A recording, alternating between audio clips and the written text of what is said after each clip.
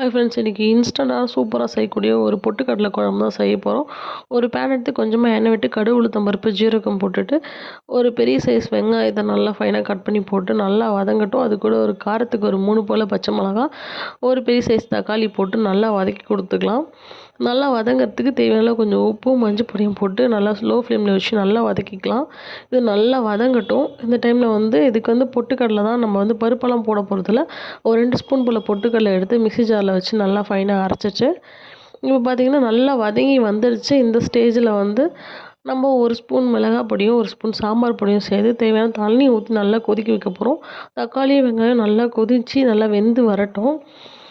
இப்போ அந்த பொட்டுக்கடலை நம்ம கொஞ்சமாக ஒரு கிண்ணத்தில் பொட்டுக்கடலை மாவு சேர்த்து தண்ணி ஊற்றி விஸ்கு வச்சு நல்லா கட்டி இல்லாமல் நம்ம நல்லா மிக்ஸ் பண்ணிக்கலாம். நல்லா அந்த தக்காளி, வெங்காயம் நல்லா கொதிக்கட்டும். மசாலா போட்டு அது கூட அந்த பொட்டுக்கடலையும் கரைச்சி ஊற்றிட்டோன்னா குழம்பு நல்லா திக்காகிடும். இன்னுமே தண்ணி கொஞ்சம் எக்ஸ்ட்ரா சேர்த்துக்கலாம். ஏன்னா குழம்பு பொட்டுக்கடலை போட்டோன்னே நல்லா திக்காகிடும். இது செம்ம டேஸ்ட்டாக இருக்குங்க. சாம்பார் டேஸ்ட்டில் இருக்கும். இட்லி, தோசைக்கு இன்ஸ்டண்ட்டாக செய்யக்கூடிய ரெசிபி தான் இது. நிறைய பேர் நிறைய விதமான பேரில் சொல்லுவாங்க. நான் பொட்டுக்கடலை குழம்புன்னு சொல்லுவேன்.